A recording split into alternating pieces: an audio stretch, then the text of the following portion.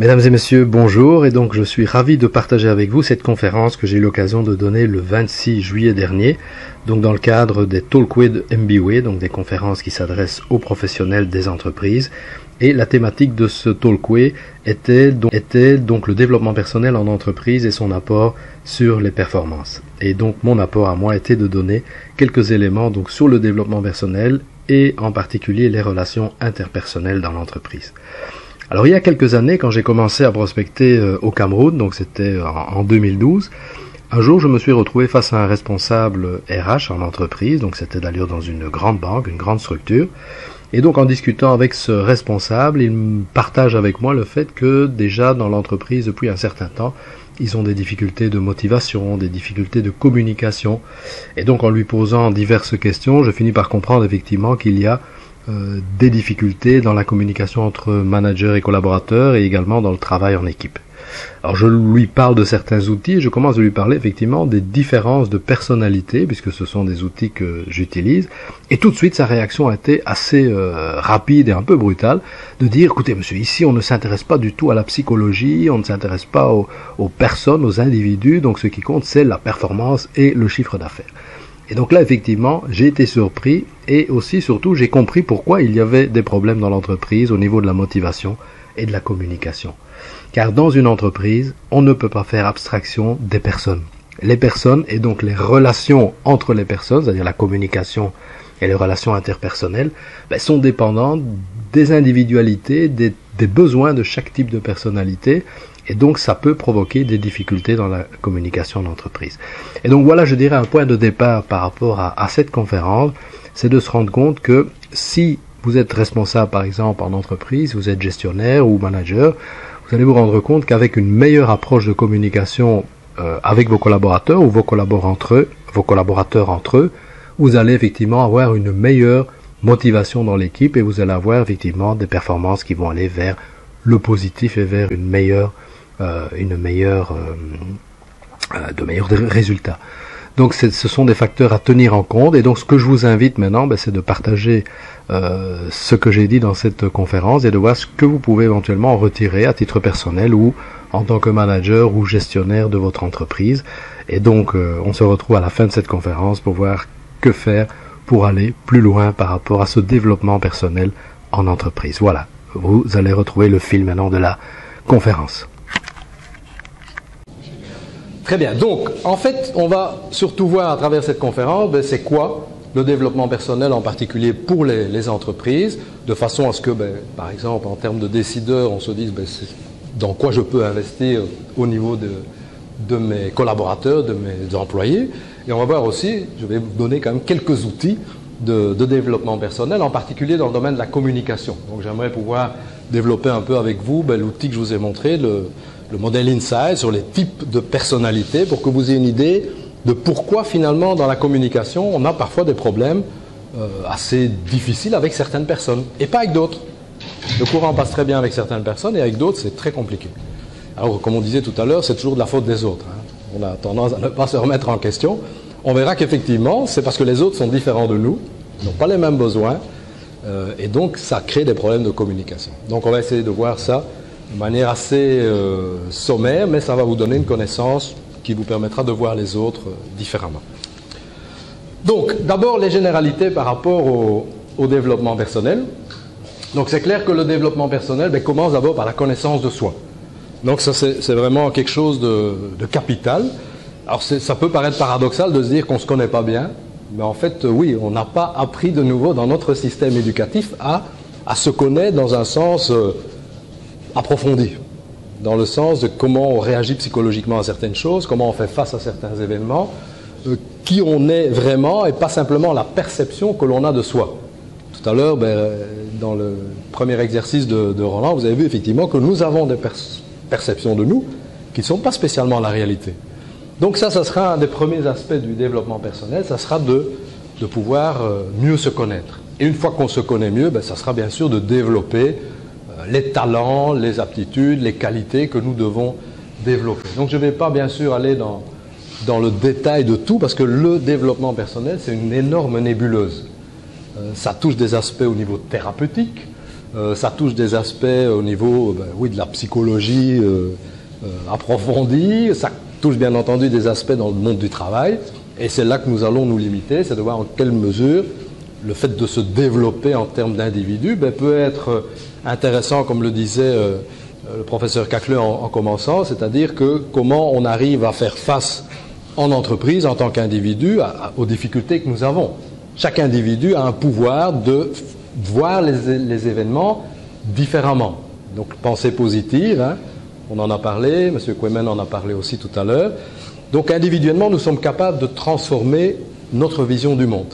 Maintenant, l'idéal, ce n'est pas que ça soit chaque individu tout seul qui puisse changer sa vision du monde, parce que ça, c'est illusoire. Tout le monde n'est pas capable, a priori, de le faire. Parce que beaucoup pensent qu'ils ne peuvent pas le faire. Donc, comment on peut demander à quelqu'un d'accepter tout autour de lui alors qu'il ne se rend même pas compte qu'il a cette liberté de pouvoir changer sa vision des choses. Donc c'est là où le management, bien entendu, dans une entreprise, a une grosse responsabilité dans l'éducation. Donc on a vu qu'un des rôles que Roland a présenté, c'est l'éducation. Il y a le coach, l'éducation, il a parlé d'influence, de leadership. Donc vous voyez que ça fait beaucoup de qualités et de rôles qui sont justement amenés à développer les individus. C'est pour ça que le leadership transformationnel, c'est un leadership qui vise à transformer les collaborateurs. Ce n'est pas juste travailler avec eux pour qu'ils soient efficaces et atteignent les objectifs. Ça, c'est le leadership transactionnel. C'est-à-dire que j'ai une équipe de commerciaux, je veux qu'ils aient de bons résultats, je leur donne des bonus. Et ils sont bien payés, je leur donne des bons bonus et ils vont atteindre leurs objectifs. Ça, c'est du leadership transactionnel. C'est très efficace. À partir du moment où la personne fait des choses et qu'elle est bien récompensée, elle va travailler et ça peut être très bon. Mais ce n'est pas le leadership transformationnel, parce que là, il n'y a pas un objectif de développer les personnes. Le seul objectif, c'est d'atteindre les objectifs de vente, dans ce cas-là. Mais c'est pour dire que ça peut marcher. Et si on veut atteindre les objectifs de vente, à un moment donné, on va se dire qu'on doit quand même former un peu aussi les commerciaux pour leur permettre de travailler au mieux. Mais donc, le développement personnel implique quelque chose qui touche chaque individu, mais l'interactivité aussi entre les individus. Si on forme des collaborateurs, c'est clair, par exemple, si on travaille sur la communication, c'est important de travailler avec tous les collaborateurs de l'entreprise. Parce que si vous travaillez avec 10% des collaborateurs qui vont suivre une formation et puis que les 90% n'ont pas suivi, ce n'est pas forcément qu'il va y avoir une révolution dans la communication dans l'entreprise. Donc il faut effectivement que tout le monde puisse parler le même langage et une même vision. C'est là où, justement, le manager doit pouvoir apporter une vision. Et Roland a parlé effectivement des entreprises avec lesquelles il travaille. Donc moi, je travaille aussi beaucoup avec Total, plus à l'étranger. Donc moi, je travaille beaucoup avec Total au Gabon, à Pointe-Noire, dans les relations interpersonnelles, justement.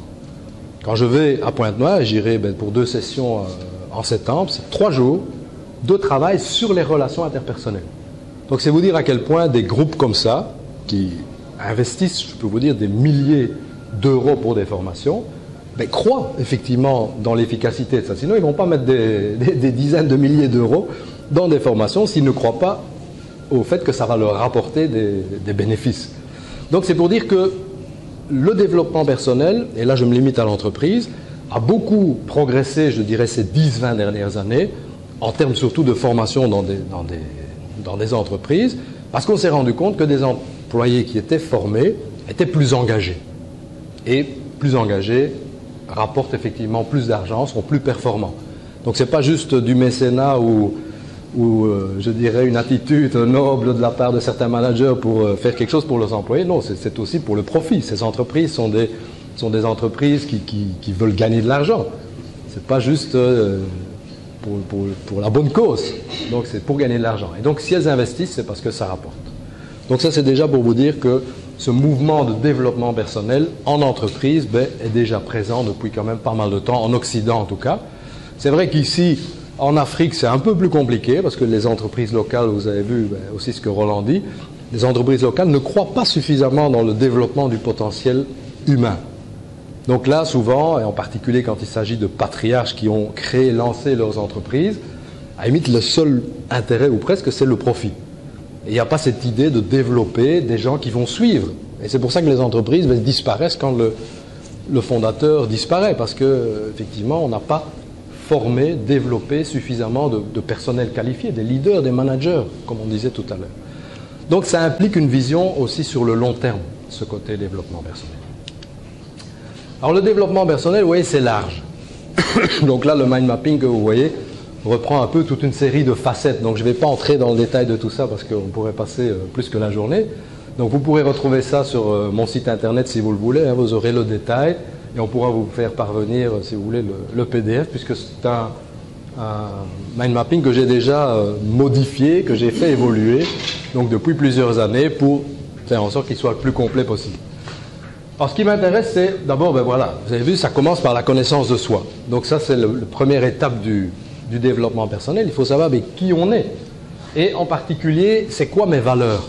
Parce que si on veut s'intégrer dans une entreprise, déjà, il faut être en accord avec les valeurs de l'entreprise. Donc pour ça, il faut connaître ses propres valeurs. Quelles sont mes aspirations? Quelle est ma vision en tant que personne?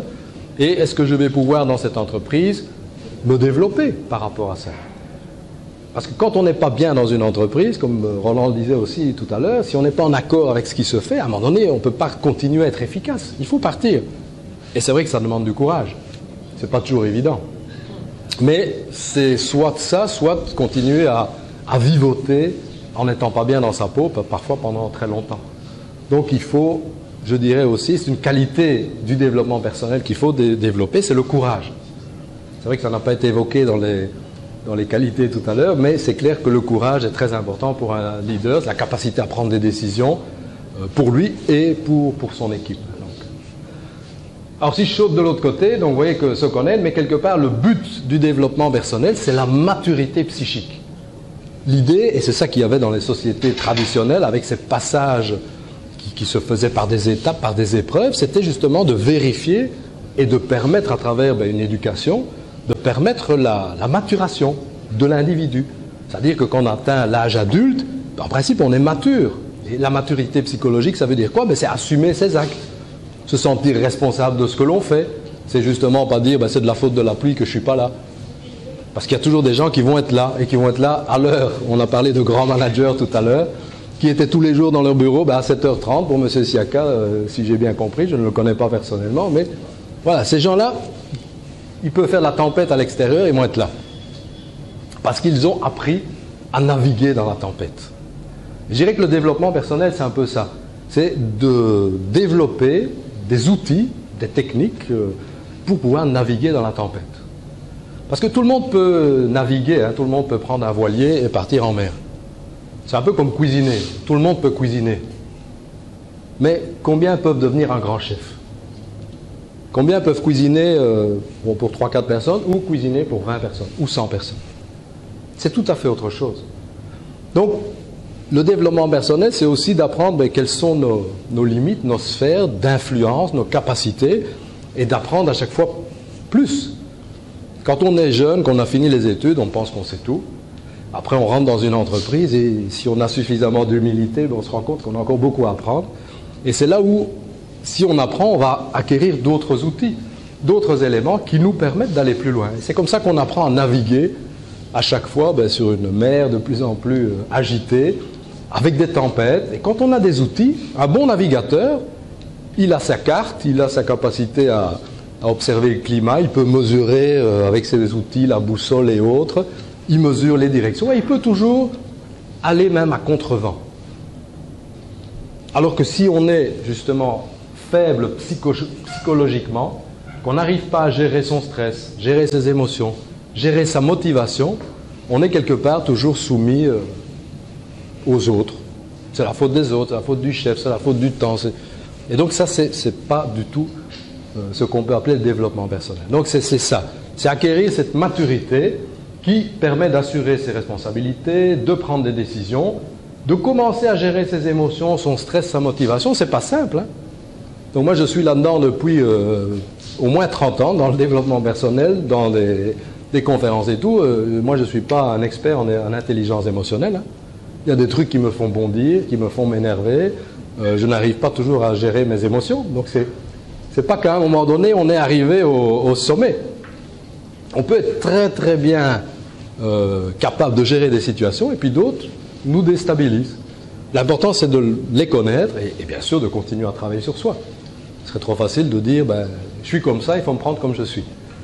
Donc ça, c'est pas une approche de développement personnel. Donc l'idée, c'est voilà, c'est de toujours pouvoir se remettre en question et de se dire que s'il y a un problème, ben, je suis aussi en partie responsable du problème. Même si c'est mon chef qui est un tyran, même si mes collègues ne sont pas compétents comme je le voudrais, ben, qu'est-ce que je peux faire pour que ça change? Ça, c'est la première question qui peut arriver. Est-ce que j'ai envie de m'impliquer ou pas? Et si oui, qu'est-ce que je fais? On parlait de situation tout à l'heure, de situation anglophone ou pas, sans rentrer dans une polémique, c'est de se dire, bon, moi j'aime pas ça, qu'est-ce que je fais alors? En tant que citoyen, je fais quoi? Je mobilise mes amis, je fais quelque chose, comment je peux faire bouger une situation? Comme le petit enfant tout à l'heure, qui effectivement, inconscient peut-être, se dit qu'il va bouger l'arbre à lui tout seul. Donc c'est ça la vision et le côté peut-être naïf de se dire qu'on peut changer le monde. Ben oui, moi depuis que je suis tout jeune, j'ai envie de changer le monde. À un moment donné, je me suis dit qu'il fallait d'abord que je change moi-même, hein, donc ça permet déjà de commencer par quelque chose. Et donc on commence à travailler sur soi, et après on essaie de voir mais qu'est-ce qu'on peut influencer? Et ça commence ben, par la famille, par les amis, par les proches. Et quand on a une influence, aussi minime soit-elle, ben, on peut faire bouger les choses. Et si on est en entreprise et qu'on a un rôle de responsabilité, ben c'est clair qu'on peut faire bouger des choses. Même si on n'est pas le DG, on a une petite équipe, qu'est-ce qu'on peut faire avec eux? Donc c'est là où il parlait de la vision tout à l'heure.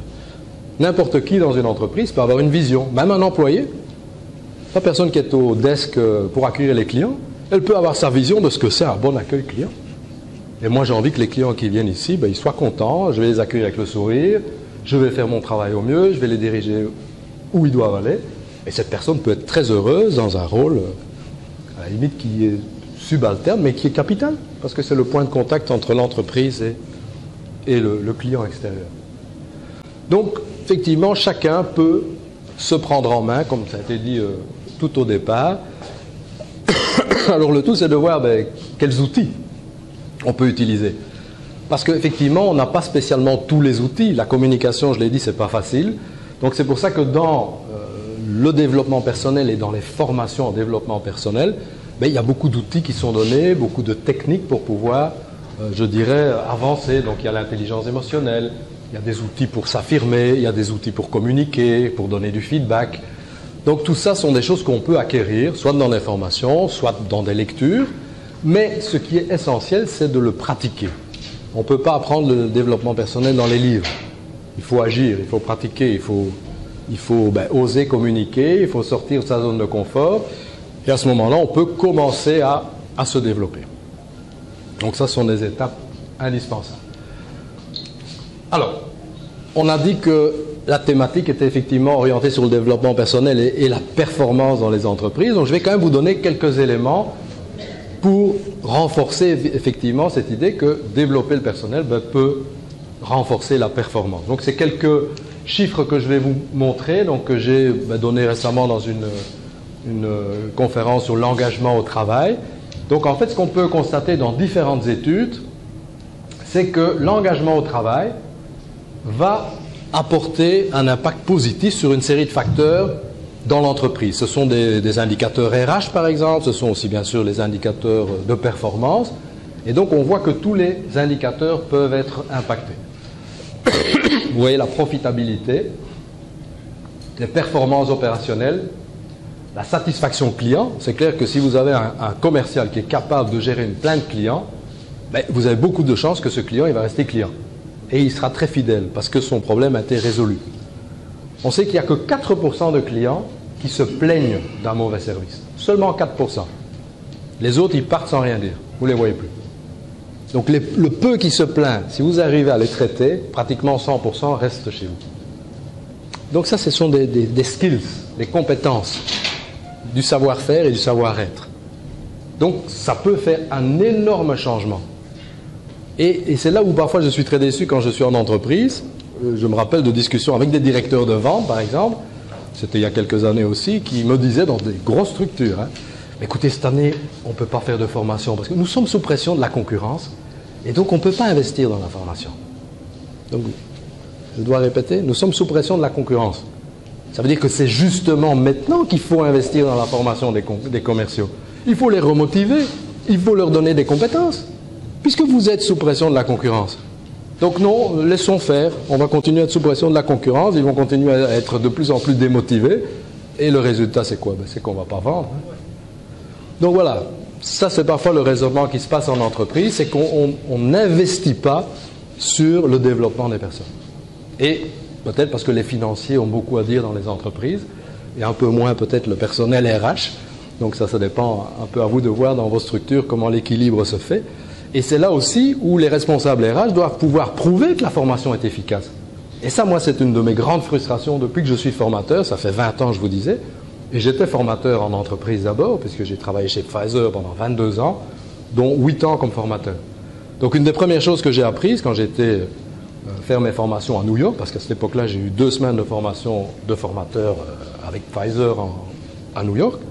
Donc une des premières choses qu'on m'a dites, c'est qu'en tant que responsable de formation, je devais prouver que la formation était efficace.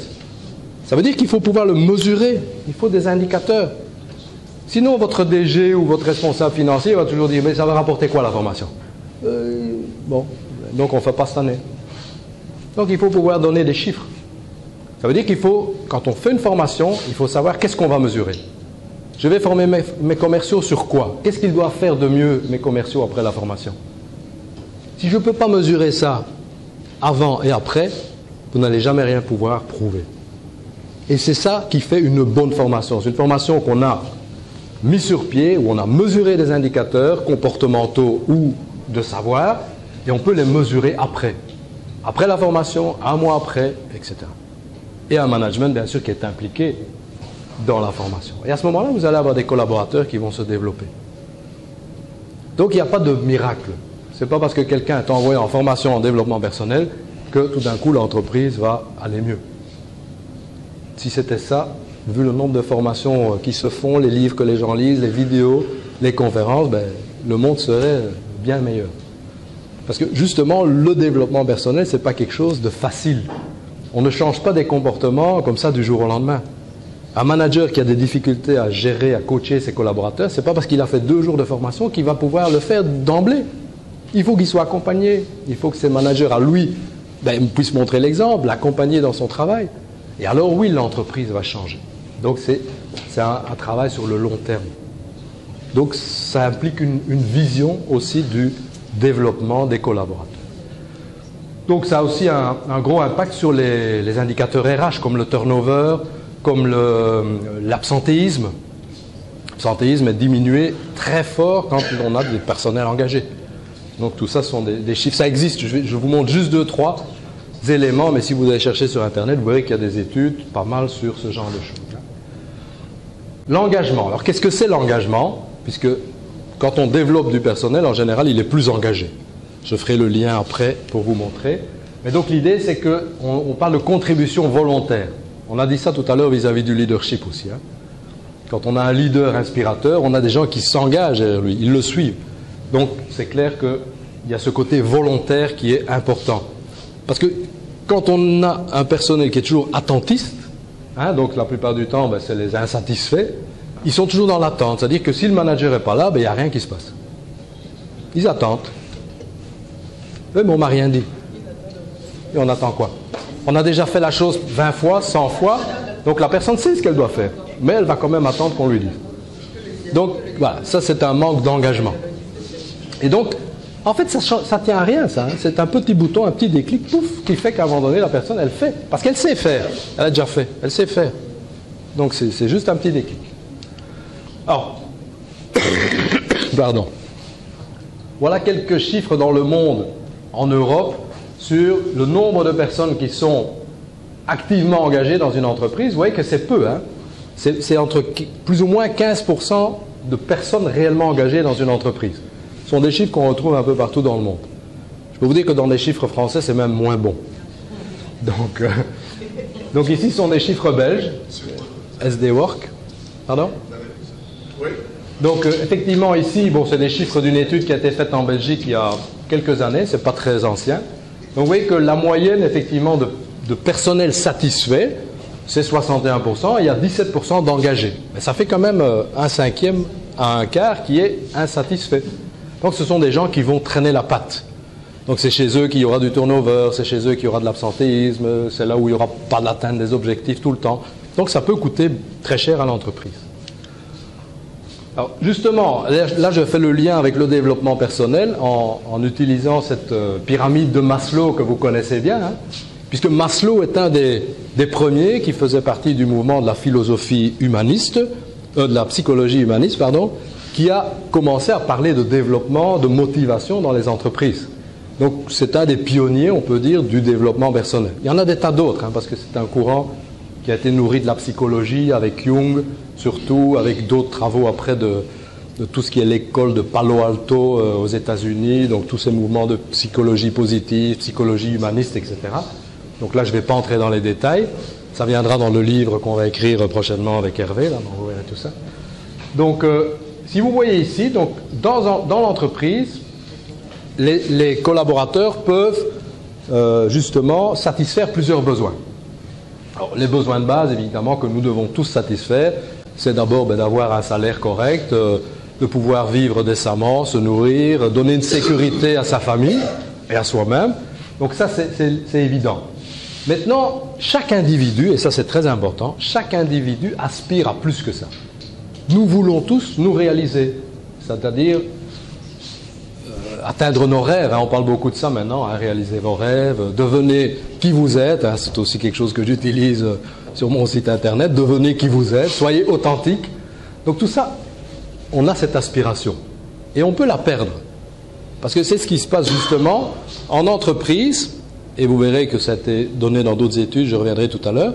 Donc on va voir que les personnes engagées, donc almost engaged, ou les gens très engagés sont des gens qui arrivent justement d'abord à satisfaire des besoins de reconnaissance, de faire partie d'une équipe, de se sentir utile dans l'équipe, et aussi des gens qui arrivent à développer de l'estime de soi, de réaliser des projets seuls, d'être fiers de ce qu'elles font, et de pouvoir se réaliser au plus haut niveau de leur développement personnel. Et là, effectivement, on voit que ces gens sont très engagés. Pourquoi? Parce qu'ils font ça par passion. Vous avez entendu tout à l'heure Roland. Quand on est passionné par ce qu'on fait, à la limite, ce n'est pas le facteur argent qui est le premier moteur. On le fait parce qu'on aime le faire. Et un employé qui aime faire ce qu'il fait, il ne va pas compter ses heures. Alors la plupart des entrepreneurs, ils sont payés très faiblement à l'heure. Hein.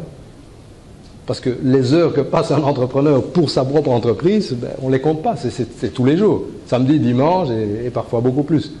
Donc c'est pour dire que c'est effectivement une énergie interne qui fait qu'on travaille. Donc il y a un engagement très important. Donc si on voit d'autres modèles, il y en a plus hein, qui ont travaillé sur la motivation, mais quelque part tous gardent ces éléments. Cet autre modèle, c'est Adelpher, qui a développé effectivement un modèle en 3, mais qui reprend les éléments de Maslow. Il y a d'abord les besoins d'existence basiques, et puis il y a les besoins de relation, et puis les besoins de croissance. Voilà, c'est effectivement ça. Et nous avons tous ça. Et dans une entreprise, tous les employés, tous les collaborateurs ont ces besoins. Le tout, et ça c'est une étude, un travail qui a été publié donc, voyez, en 2013, en fait, quand un travailleur, quel qu'il soit, n'arrive pas à satisfaire ses besoins de développement personnel au travail, quand il n'arrive pas à satisfaire les besoins de relation, il se rabat sur les besoins basiques.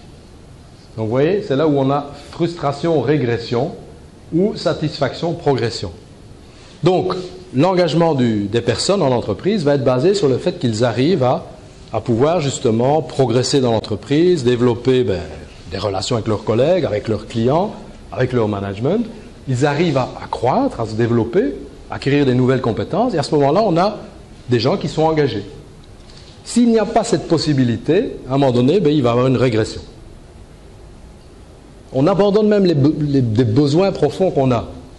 Et c'est pour ça que la motivation va baisser et que l'engagement, évidemment, va baisser. Et finalement, pour certains, il n'y a plus que le salaire à la fin du mois qui compte. Et on fait le minimum du minimum. Et à la limite, on est absent le plus souvent possible. Quand il pleut, quand il y a un deuil, enfin, bref, on va trouver tous les motifs possibles pour être absent. Donc, c'est pour ça que le développement personnel va être utile au niveau de la performance parce qu'il va favoriser le développement des individus et donc il va favoriser leur engagement. Donc c'est pour ça qu'il y a toujours un intérêt personnel, bien sûr, dans le développement personnel. Et c'est parfois ça qui fait que certaines entreprises ne veulent pas investir, c'est qu'elles se disent, oui, mais ça c'est très personnel. Elles n'ont pas envie d'investir sur des besoins qui apparemment seraient réservés à la personne. Mais non, c'est là où le calcul n'est pas bon. C'est des besoins personnels de la personne, c'est vrai, mais ce qu'elle va développer en développant, par exemple, sa capacité à communiquer, ben c'est clair que ça profite à toute l'entreprise. Ce n'est pas juste pour la personne. Donc, l'intérêt de l'entreprise, c'est effectivement de favoriser, à ce moment-là, la communication, par exemple, dans l'entreprise. Et c'est clair que la personne va en tirer un bénéfice personnel, puisqu'elle va mieux communiquer aussi avec sa famille, avec ses enfants, avec ses amis. Et donc, on a quelqu'un qui est content. L'entreprise lui a offert quelque chose qui l'aide à grandir personnellement, mais aussi dans l'entreprise. Et donc, c'est ça qui favorise aussi l'engagement. Donc, voilà un peu cette logique de développement personnel, amélioration de la performance. Alors bon, on a vu que ce n'était pas non plus si simple, hein, puisque le développement personnel, il est large. Donc, c'est pour ça qu'une entreprise doit aussi avoir une approche stratégique. Le tout, ça sera justement de voir qu'est-ce que le management veut développer, qu'est-ce qu'il veut mettre en avant. C'est très différent si on a une entreprise qui produit qu'une entreprise qui vend. Donc là, il y aura peut-être des nécessités à développer certaines choses plutôt que d'autres. Donc là, c'est à vous, chacun dans vos entreprises, à voir quelles sont les qualités qu'il faut développer. Mais c'est clair qu'une des qualités les plus importantes, ça sera tout le volet communication. Parce que c'est clair que, quel que soit le domaine dans lequel on exerce en entreprise, il faut communiquer.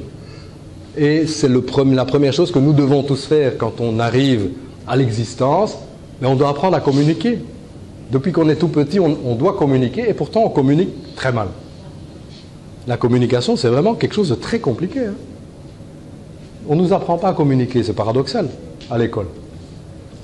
C'est vraiment très très difficile à comprendre que ce n'est pas quelque chose qui met plus d'attention chez nos responsables politiques ou autres, c'est de se dire que communiquer, c'est important.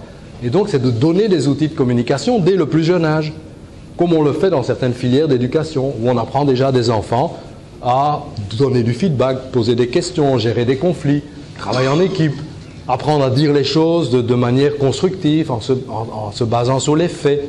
Tout ça, si on l'apprend très tôt, on va éviter énormément de problèmes de communication après. Parce qu'après, nous avons nos habitudes. Et les habitudes, c'est très très compliqué à changer. Quand on est adulte, parfois, ça demande des mois, des années. Et c'est pour ça que le développement personnel ne donne pas des résultats non plus toujours immédiats en entreprise. Parce que certaines choses sont difficiles à changer. Donc il faut vraiment aussi une volonté de la personne. Parce que si on met des gens en formation, par exemple, des collaborateurs, il faut qu'ils aient envie de changer. Si on envoie des gens par obligation, mais qui ne sont pas motivés, ça ne va pas marcher. Parce que le développement personnel, on l'a vu, c'est une question d'assumer ses responsabilités, une maturité et un besoin de se connaître et de s'améliorer. Donc c'est là où il faut d'abord développer chez la personne ce besoin, cette envie. Si elle est complètement démotivée, ce n'est pas évident. Là, il vaut mieux parfois un accompagnement personnel ou un manager qui est capable de jouer un rôle de coach et qui est capable de redonner de la motivation. Parce que c'est clair qu'on peut éveiller chez la personne des choses. Parce que j'ai déjà vu beaucoup dans mes expériences ici, surtout en tout cas les dernières années au Cameroun, où il y a parfois des collaborateurs qui sont pendant 10 ans, 15 ans, toujours dans la même fonction, des fonctions parfois difficiles, et qui effectivement sont complètement démotivés. J'ai formé beaucoup de chefs d'équipe ici, que ce soit dans l'industrie, dans la vente, des managers qui me disent « Oui, mais moi je ne sais plus ce que je dois faire, j'ai des papas, alors que lui il a 35-40 ans, j'ai des papas à gérer, ils sont là depuis 15-20 ans dans leur travail, ils n'ont plus envie, comment je fais ?» Donc c'est vrai que ce n'est pas évident du tout. Donc c'est là où, soit on se dit « Bon, ben, on ne fait plus rien et on attend qu'on puisse avoir une relève », soit on voit qu'est-ce qu'on peut éveiller encore chez eux. Parce qu'un papa qui a 15-20 ans d'expérience dans une entreprise, mais il peut être un mentor formidable pour des jeunes. Mais il faut pour ça arriver à créer un déclic chez lui qui se dise qu'il a envie de transmettre son expérience. Plutôt que de se dire « Oui, ça fait 20 ans qu'ils ne me payent pas correctement, donc ils n'ont qu'à... » Et alors voilà, on reste cloîtré, on ne transmet pas son savoir. Donc c'est dommage d'en arriver là. Et c'est là où en favorisant cela en entreprise, on peut aussi effectivement redonner de la motivation à des gens qui l'ont peut-être perdu parce qu'ils n'ont pas été pris en compte à une époque où effectivement le développement personnel, il n'était pas là. Donc il y a 15 ans, 20 ans dans les entreprises, on s'en foutait complètement. C'était la production et on devait faire ce pourquoi on était payé. On s'est rendu compte qu'avec un peu plus de bonheur au travail, on peut avoir plus de production. Alors si je dis bonheur au travail, c'est parce qu'il y a des entreprises en Occident où il y a des responsables du bonheur au travail. C'est des fonctions qui existent. En Belgique, il y a une dame, c'était bien avant que j'arrive au Cameroun, donc ça fait au moins une dizaine d'années. Son rôle, c'était happiness quelque chose, manager, donc responsable de la qualité de vie dans l'entreprise.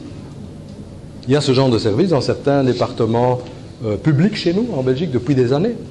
Donc on s'occupe du bien-être au travail. Parce qu'on sait que des gens qui sont bien au travail vont être plus productifs. Bien sûr, il faut encadrer ça, il ne faut pas faire n'importe quoi.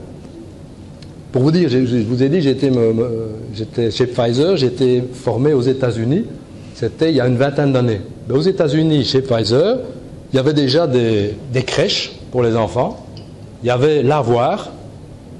Ça veut dire que le personnel, les mamans qui ont des enfants, pouvaient venir avec leurs enfants au travail, pouvaient venir avec leur linge. Donc c'est pour vous dire que c'est des choses qui existent déjà depuis très longtemps, en particulier dans les pays anglo-saxons. En France, le développement personnel n'a pas été très développé, il faut le dire. Mais en tout cas, chez les anglo-saxons, voilà, ça fait 20 ans, il y avait déjà ce genre de choses. Parce qu'effectivement, on sait que les gens vont avoir moins de préoccupations par rapport à ça. Donc le tout, c'est de voir qu'est-ce qui est possible ici, qu'est-ce qui est possible dans vos entreprises pour changer les choses. Et si ce n'est pas dans votre entreprise parce que vous ne la maîtrisez pas, c'est au moins dans votre équipe. Qu'est-ce que vous pouvez faire pour donner un peu moins de préoccupations et donner un peu plus de capacité à se développer. Donc, comme je disais, il faut que la personne soit volontaire et donc il faut qu'elle puisse déclencher ce moteur de changement. Donc, c'est elle qui doit ouvrir la clé. Comme coach, comme manager, vous pouvez l'aider à le faire en lui ouvrant justement des perspectives par rapport à ça. D'accord ? Si vous avez des questions jusque-là, ça va, c'est clair pour vous? Donc voilà, ça c'est un peu ce que le développement personnel peut apporter en tout cas en termes de performance. Alors, puisqu'on doit apprendre à se connaître dans le développement personnel, je vais vous donner quand même quelques éléments sur comment on fonctionne en tant qu'être humain. Parce qu'on a parlé tout à l'heure de savoir, de savoir-faire, de savoir-être, donc on va resituer ça par rapport à nous en tant qu'être humain, comment on fonctionne. Alors, les Grecs, déjà à l'époque de Platon, Socrate, ils parlaient déjà de comment nous étions constitués. En fait, il y a 3 plans. Donc il y a d'abord effectivement le nous, l'esprit, donc c'est notre plan mental, c'est avec ça qu'on peut emmagasiner du savoir. Il y a aussi notre corps, le soma, qui est le moyen d'agir dans le monde. Et en fait, ces 2 mondes ont été fort mis en avant justement dans la pensée occidentale. On a oublié le monde du milieu pendant pas mal de temps, parce qu'on a privilégié le savoir et le savoir-faire. Parce que dans le développement de la technologie, la révolution industrielle, c'est ça qui était capital. Et donc toute l'éducation, si vous regardez bien, en tout cas du côté francophone beaucoup, est basée sur le savoir, le savoir-faire. Et c'est pour ça qu'on n'apprend pas à communiquer, qu'on n'apprend pas le savoir-être. Les émotions, c'était tabou dans les entreprises. Comme je vous l'ai dit tout à l'heure, quand moi j'ai commencé à parler d'émotions, de personnalité il y a 5-6 ans ici, la personne s'est tout de suite braquée. Parce que l'émotion a été bannie des entreprises pendant très longtemps. Or, l'émotion c'est normal. L'émotion c'est un signal. Elle n'est ni bonne ni mauvaise, l'émotion. Oui, elle est mauvaise dans le sens où nous ressentons des mauvaises émotions ou des bonnes émotions. Et c'est capital, donc c'est ce que Raphaël disait tout à l'heure. Donc si on ressent des émotions positives ou négatives, c'est clair que notre comportement est différent. Après, il faut comprendre comment ça marche, et c'est là où on peut commencer à parler d'intelligence émotionnelle. Et donc l'idée, pour pouvoir être efficace, c'est de pouvoir justement apprendre et travailler sur tous ces plans. Parce que la psyché, en fait, c'est elle qui fait le lien entre nos pensées et nos actes. Alors il y a des tas de gens qui pensent beaucoup, mais en fait ils font rien. sont des penseurs, hein, ils vont vous dire tout ce que vous devez faire. Ou tu devrais faire ceci, tu devrais faire ça. C'est comme les gens qui disent comment vous devez éduquer votre enfant, mais ils n'ont pas d'enfant. Mais ils savent. Ils savent. Parce que c'est dans leur tête. Ils ont peut-être lu un livre ou deux et ils pensent qu'ils savent. Et en fait, c'est ça la déformation que nous avons, c'est que nous pensons que ce qui est dans notre tête, c'est la réalité. Alors que c'est juste une perception que nous avons. Donc c'est en fait à travers la psyché que nous pouvons faire descendre nos pensées dans nos actes. Et pour ça, il faut les aimer. Il faut avoir envie, il faut être motivé. La personne qui a des rêves mais qui ne fait jamais rien pour les atteindre, c'est qu'il y a un problème à ce niveau-là. Elle n'arrive pas à tirer la pensée vers le concret. Donc soit elle n'aime pas assez ses rêves, elle n'est pas prête à faire les efforts qu'il faut, parce que réaliser ses rêves, il l'a dit tout à l'heure, Roland, il faut se sacrifier à un moment donné. Si on veut être un exemple, il faut une discipline de fer, il faut être là avant les autres, il faut partir après, enfin bref, il faut montrer l'exemple. Donc ça demande des sacrifices, entre guillemets. Donc ça demande des efforts. Donc ça veut dire qu'il faut travailler sur ses émotions. Et donc c'est pour ça que la psyché est quelque chose de capital. Et c'est pour ça que le savoir-être, effectivement, c'est la capacité qu'on a à maîtriser ce monde-là et à relier les deux autres. Et à ce moment-là, on est capable de mettre en action les valeurs qui nous motivent. Et c'est alors là que si on a une valeur sur la justice, on sera capable de la mettre en pratique parce qu'on va faire les efforts pour, on va travailler sur ce monde émotionnel qui est très complexe. Et si on a redécouvert le développement personnel justement au début du XXe siècle avec la psychologie, c'est la psychologie en fait qui redécouvre ça. Parce que l'Occident avait occulté ce monde depuis très longtemps. Hein. Depuis très longtemps. Et tout ce qui était tradition initiatique en Occident avait disparu depuis très longtemps. Donc on ne travaillait plus ce plan du courage, ce plan du contact avec les autres. Donc c'était quelque chose d'assez tabou. Donc c'est la psychologie qui a permis de redécouvrir toute une série d'éléments sur la psyché et qui petit à petit, à travers différentes disciplines, permettent effectivement de comprendre que c'est quelque chose de capital. Et c'est pour ça que quand on parle de maturité psychologique, c'est justement quelqu'un qui est capable de relier ses pensées à ses actes à travers un vécu émotionnel et une attitude, un savoir-être concret. Donc voilà un peu sur quoi le développement personnel va travailler. Il va travailler bien entendu sur les trois aspects. Et je pourrais même en citer un quatrième parce qu'on n'a pas parlé de la dimension spirituelle, mais les Grecs effectivement parlaient du spirituel au-dessus. Il y avait une boule supplémentaire. Parce que l'homme est aussi un être spirituel. Et donc c'est pour ça que c'est capital aussi dans le développement personnel d'avoir un aspect spirituel. Parce que, et je ne parle pas d'une religion, je parle de la spiritualité dans un sens large. Parce qu'effectivement, c'est l'esprit qui va permettre à nos idées d'être ordonnées par rapport à des valeurs, par rapport à des éléments liés à une vision du monde, à une vision de l'homme, qui sont en général des valeurs spirituelles, élevées. Et c'est ça qui peut nous maintenir aussi et créer un axe qui permet d'avoir alors ce qu'on peut appeler l'authenticité. Pour moi, l'authenticité, justement, c'est quand on arrive à relier ces trois plans, et à ce moment-là, on est capable de créer l'impact. Quand Roland parlait d'être un leader d'impact, justement, les leaders d'impact qui sont charismatiques, qui arrivent à toucher les autres, c'est parce que justement, ils sont authentiques. Ils dégagent quelque chose et ça touche. C'est une magie, entre guillemets. Le charisme, on parle de grâce. C'est parce que justement, il y a une union entre tout. Le spirituel, le mental, le psychologique et le physique. Et donc voilà, ces gens sont, et voilà, ils impactent. Et c'est pour ça qu'on les suit. On ne sait pas toujours pourquoi, on ne sait pas ce qui s'est passé. On a ressenti quelque chose et voilà, on fait confiance, on a envie de suivre. Et rationnellement, on ne sait pas toujours expliquer pourquoi.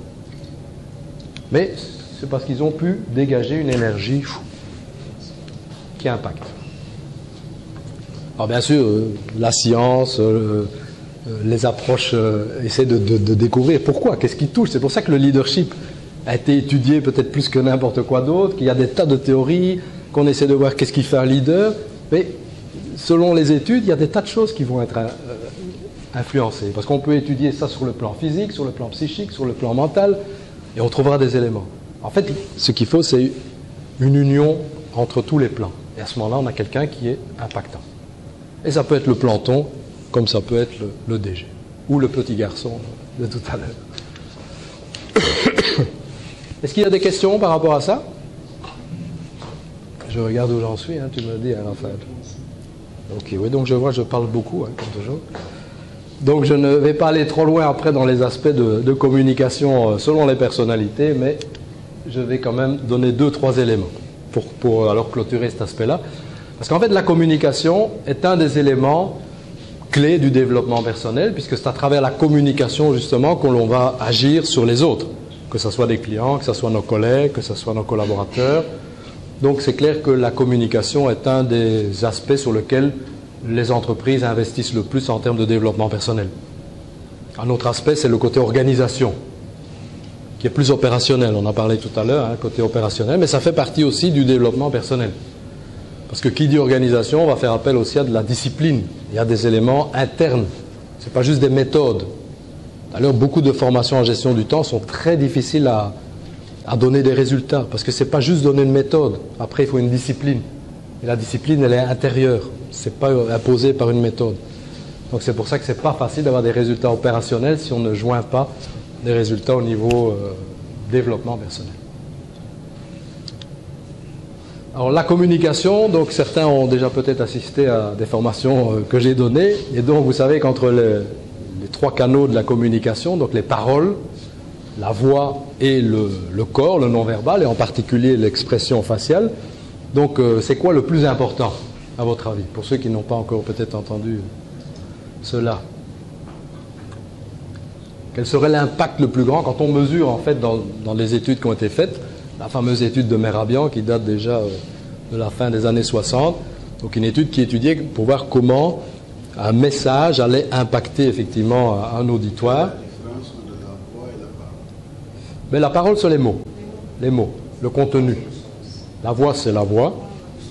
Et le corps, ben, c'est le non-verbal et en particulier l'expression faciale dans l'étude de Merabian. Tous les éléments vont être importants, c'est clair. Mais généralement, nous sommes surpris de voir c'est quoi qui aura le plus de poids. Les paroles. D'accord. Bon, je ne vais pas vous faire languir trop longtemps. Donc en fait, ce qui a le plus d'impact, c'est effectivement l'expression faciale. Les paroles, en fait, c'est peu. Mais évidemment, c'est ça qui est le plus important, parce que quand on donne un message, c'est le message qui compte. Mais le problème, c'est que le message, il est perçu, et c'est là où on revient sur ce que Raphaël disait au début, nous allons percevoir des émotions positives ou négatives selon la manière dont ça va être dit. Par exemple, tout à l'heure, vous allez rentrer dans votre entreprise et vous allez dire « J'ai suivi un séminaire ce matin ». Ou alors, vous allez rentrer « Oh, j'ai suivi un séminaire ce matin ». J'ai dit exactement la même chose. Mais ça n'a pas généré la même chose chez vous. Donc quand on communique avec un collaborateur, ce qui va le marquer, c'est la manière dont vous allez communiquer avec lui. Et il va capter ce que vous dites parce qu'il va d'abord recevoir des émotions positives. Alors parfois, oui, l'émotion négative peut parfois être importante aussi pour marquer un message. Parce qu'on sait très bien qu'on mémorise aussi un message, que l'émotion soit positive ou négative. Donc, mais c'est important, quand on transmet, de se rendre compte, c'est sur quelle émotion que je veux transmettre. Parce que beaucoup d'erreurs sont faites, par exemple, je vois souvent ça aussi en entreprise, on communique parfois beaucoup par mail. Et il y a des managers qui disent, oui, moi je fais tout par mail. Il envoie un mail au type qui est à côté dans le bureau. Hein. Voilà. Mais le problème d'un mail, c'est que, c'est quoi dans un mail? On va retrouver quoi dans un mail? Uniquement les 7%. Donc ça veut dire que le mail va être lu et interprété selon les émotions de la personne. Donc si vous êtes en froid avec cette personne, s'il y a une tension, par exemple vous lui dites simplement Raphaël, je t'avais demandé ton rapport pour ce matin et je n'ai toujours pas reçu. Voilà, c'est neutre. Mais lui, il reçoit ça. Raphaël, je t'avais demandé ton rapport pour ce matin et j'ai toujours pas reçu. Parce qu'il y a une tension. Et donc, un simple mail peut générer des conflits alors qu'effectivement, il n'y avait pas de mauvaise intention spécialement derrière. Donc, soyez très attentifs quand vous envoyez des mails à... Bon, c'est pour ça que maintenant, il y a les smileys et autres sur les smartphones, parce qu'effectivement, sur WhatsApp ou autre, on peut voir faire beaucoup de problèmes. Vous avez peut-être déjà eu des problèmes comme ça en communiquant avec des gens. En tout cas, moi, je sais que j'en ai déjà eu, où les gens interprètent mal ce que vous dites, ou vous interprétez mal ce qu'ils ont écrit, et ça peut partir après dans tous les sens. Donc, dès qu'il y a une tension, essayez de ne plus utiliser le mail ou les chats. Il faut plutôt voir la personne ou lui parler. Parce que la voix, effectivement, va tout de suite donner le registre émotionnel. Donc c'est mieux de téléphoner à un collaborateur ou à un collègue que de lui envoyer un mail. Quand il y a une tension ou quelque chose qui est un peu tendu. D'accord? Donc ça, c'est très important. Donc voilà, ça c'est des éléments. Vous voyez qu'en communication, on revient à ce qu'on disait tout à l'heure, c'est les émotions qui vont faire que la communication va être efficace ou pas. Si un leader peut impacter les autres, c'est justement parce que sa communication a été efficace. C'est pour ça que dans le schéma précédent, je ne vais pas retourner loin, mais donc j'avais placé le leadership justement dans la communication. Parce que, bien sûr, c'est plus large que la communication, le leadership. Mais vous exprimez le leadership à travers la manière dont vous allez communiquer. Que ce soit par vos actes, parce que les actes, c'est une communication non verbale.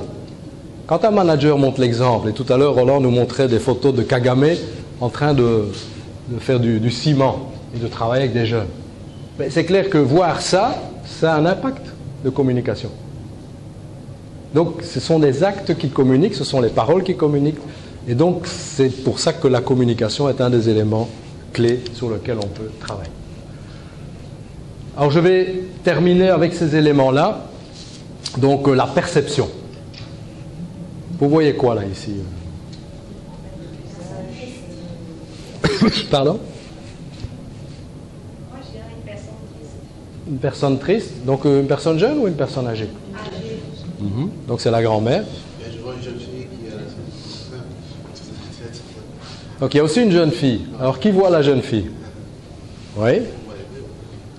Donc certains voient les deux, certains ne voient pas les deux. Donc dans mes formations, j'ai des gens qui ne voient pas du tout les deux. En fait, là, voilà, monsieur ne voit pas les deux. Donc la jeune fille, en fait, elle est vue de l'arrière, ici. Donc on voit en fait son menton, son petit nez, un sourcil, l'oreille, sa chevelure, et puis une plume sur sa chevelure. Et un petit collier ici. Donc ça, c'est une vue trois quarts arrière. Donc c'est un peu comme la femme de Roland tout à l'heure et les deux personnages. Donc en fait, et ça il faut comprendre, c'est notre cerveau, en fait, qui, dans son éducation, dans nos croyances, il a enregistré des images. Et donc quand nous voyons la réalité, en fait, nous ne voyons pas la réalité. Nous voyons ce que notre cerveau récupère de la réalité. Et parfois, la réalité n'est pas du tout ce que nous interprétons. Et ça, c'est un des problèmes majeurs parfois en entreprise. Donc c'est ceci. Entre un manager et un collaborateur, c'est quelque chose de très fréquent. Ils ont tous les deux raison. Ils ont tous les deux raison. Mais ils ne parlent pas de la même chose. Le manager a un focus, le collaborateur a un focus. Alors le bon manager, parce que c'est lui qui doit quand même faire le lead par rapport à un collaborateur, mais il doit demander, mais, explique-moi un peu, comment tu vois un 6 et moi je vois un 9. Et puis il va se mettre de l'autre côté du collaborateur. C'est-à-dire qu'il va lui poser des questions. Explique-moi un peu pourquoi tu dis ça. Quel est ton point de vue? Donc la communication, effectivement, c'est dès qu'on voit qu'il y a un problème de communication, c'est de chercher à comprendre pourquoi on n'a pas la même vision que l'autre. Et parfois cette vision, elle est liée à notre personnalité. C'est pour ça que je voulais vous parler de la personnalité, mais je ne vais pas le faire parce que ça sera trop long. Je vais juste vous montrer le schéma ici. Je reviens en arrière. Donc en fait, nous avons différents types de personnalités en fonction de nos préférences psychologiques. Dès notre naissance et surtout avec notre éducation, on va développer des préférences psychologiques. On va être plutôt introverti ou plutôt extraverti. On va plutôt prendre nos décisions sur base de la pensée ou plutôt sur base de nos sentiments. Et ça crée effectivement des différences très fortes entre les individus et des besoins différents. Et donc entre un introverti et un extraverti, en fait, si je vous demande ce que vous pensez des introvertis ou des extravertis, en fonction que vous êtes d'un côté ou de l'autre, les premières choses qui vont vous venir en tête, ça va être des aspects négatifs. Hein, les extravertis ont tendance à penser quoi? Quels sont les gens qui se pensent extravertis ici? Levez la main, les extravertis. Donc, qu'est-ce que vous pensez des introvertis? C'est un défaut. C'est un défaut, voilà. Donc, les introvertis sont faux, hein, ils n'osent pas dire les choses, etc. Enfin bref, il y a beaucoup de connotations péjoratives. Maintenant, les introvertis, donc rattrapez-vous. Hein, qu'est-ce que vous pensez des extravertis en général? Une qualité. Pardon? Ils sont pédants. Pédants. Hein, ils parlent beaucoup. Hein, ils veulent toujours s'imposer. Enfin bref, qu'on le soit d'un côté ou de l'autre, on va avoir des connotations négatives des autres. Alors que, évidemment, les uns et les autres ont des qualités aussi. Et en fait, l'un ou l'autre n'est pas meilleur. Donc on croit toujours que c'est mieux d'être extraverti qu'introverti, mais en fait non. Dans les personnalités, il n'y a aucune personnalité, aucune couleur qui est meilleure qu'une autre. Chacune a des qualités et des défauts. L'idée, c'est que nous sommes composés de ces différentes qualités et défauts, parce qu'on n'est jamais introverti ou extraverti à 100%. On est un mixte des deux, et on peut développer justement l'autre côté. L'extraverti, il doit apprendre à écouter, il doit apprendre à être plus proche de ses collaborateurs, par exemple. L'introverti, il doit oser, il doit se mettre à parler un peu plus. Oser dire que ça ne lui plaît pas, oser dire oui ou non. Et à ce moment-là, on arrive chacun à se rapprocher de l'un de l'autre et on acquiert plus de compétences relationnelles. Et donc c'est un peu ce qu'on essaie de faire dans certaines formations, c'est de développer effectivement les compétences relationnelles et de faire en sorte qu'on arrive à communiquer malgré les différences et d'avoir à ce moment-là une équipe plus soudée et une capacité à manager ses collaborateurs avec plus d'efficacité. Donc voilà, je vais m'arrêter à ce niveau-là, donc pour vous laisser quand même le temps de poser quelques questions. Donc en retenant effectivement ces éléments-là, c'est que chacun d'entre nous peut améliorer ses capacités de communication. Et pour cela, il faut d'abord faire un travail de connaissance de soi pour arriver à aller un peu plus vers l'autre. Ok, merci beaucoup Jean. Oui, bonjour. J'ai bien aimé votre intervention, surtout sur le côté émotionnel. De nos jours dans les entreprises, généralement tout le monde est sous la pression de la réalisation des objectifs et le côté émotionnel, disons-le sincèrement, a foutu le camp. Quand on a des collaborateurs ou des collègues en entreprise qui ont un fort côté émotionnel, généralement c'est considéré comme une faiblesse et il y a un manque d'accompagnement à ce niveau. Qu'est-ce qu'il faut faire pour ramener l'élément émotionnel dans le management? Je veux dire que généralement ça se traduit par le fait qu'on vous dit vos émotions, on n'en a que faire, gardez ça pour vous, nous ici on a des objectifs, il faut les atteindre et c'est tout ce qui nous intéresse. Merci. Donc effectivement, on dit que les émotions n'ont qu'à foutre le camp, mais elles sont là de toute façon, donc on est obligé de faire avec les émotions. Le tout c'est qu'on parle très difficilement des émotions. Donc le problème c'est que l'émotion en entreprise, on ne devrait pas l'avoir, on devrait pouvoir l'exprimer. Et donc c'est tout le côté justement de l'intelligence émotionnelle, c'est-à-dire c'est de pouvoir par exemple exprimer sa colère. Plutôt que d'être en colère, c'est de pouvoir dire à l'autre, ben voilà, tout à l'heure je t'ai vu faire ceci, là je suis vraiment très en colère. Parce qu'on a déjà parlé de ça à plusieurs reprises, et donc j'aimerais dorénavant que tu puisses appliquer telle ou telle chose. Donc un manager doit pouvoir dire qu'il est en colère, mais il ne doit pas être en colère. Il ne doit pas le montrer, parce que dès qu'on entre dans les émotions, en fait, on ne peut plus communiquer. Parce que, justement, soit il y a un dominant, un dominé à ce moment-là, très souvent, et quand on est en colère, soit l'autre se met en colère aussi, donc on est dans un mode d'agression, soit il y en a un qui va être dans l'agression, l'autre va se soumettre, ou il va manipuler éventuellement. Hein, bon, écoute, mais enfin, ne t'énerve pas comme ça. Donc la manipulation, mais on est très peu dans l'assertivité. Et l'assertivité, justement, c'est de pouvoir dire qu'on est en colère, mais d'une manière correcte, sereine, en partant des faits. C'est pour ça que le feedback, on doit pouvoir donner du feedback en partant des faits, et pas en partant dans la colère, parce qu'alors là, on ne peut pas gérer. Et c'est pour ça qu'alors certains managers, qui sont plus, eux, dans le rationnel, n'aiment pas la manifestation des émotions. Et donc ils vont dire, effectivement, on n'a rien à faire de vos émotions, ce qui nous intéresse, c'est les objectifs. Parce qu'ils sont effectivement, par rapport à mes couleurs, là, sont des gens qui sont dans le bleu-rouge, ça veut dire la pensée. Donc leur mode de décision, c'est la pensée, les objectifs. Alors que les verts et jaunes sont plus dans leur relation. Donc pour eux, ce qui compte, c'est la relation. Et donc c'est pour ça que là, il y a une difficulté parfois de communication entre le management, qui est souvent dans les verts et rouges, parce que ça fait partie de leur moteur, et la grosse majorité du personnel qui est plutôt dans les jaunes-verts, qui est plus relationnel. Donc il faut arriver à mieux communiquer, et c'est là où on doit apprendre aussi par les techniques comment on exprime ses émotions, mais en sachant que pour parler à un manager qui est très rouge, c'est-à-dire qui est orienté résultat, il faut voir qu'est-ce qu'on va lui dire. Donc un manager, il a une casquette rouge. Faites ceci, faites cela.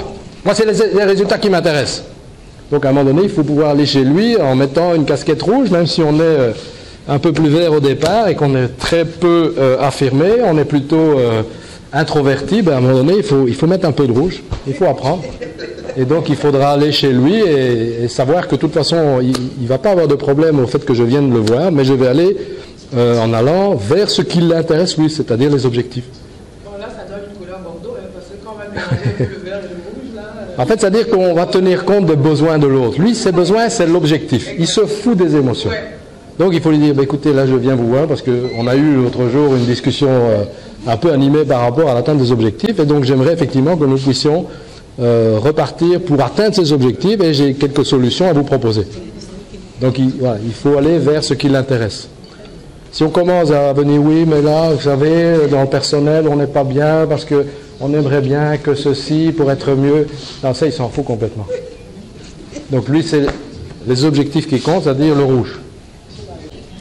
Et c'est de comprendre qu'il y a plusieurs couleurs, justement, parce que tout le monde ne fonctionne pas de cette manière. Donc c'est là, quand je disais tout à l'heure, le coaching joue au miroir, c'est voilà, c'est de découvrir c'est quoi lui ses moteurs, c'est quoi sa couleur dominante.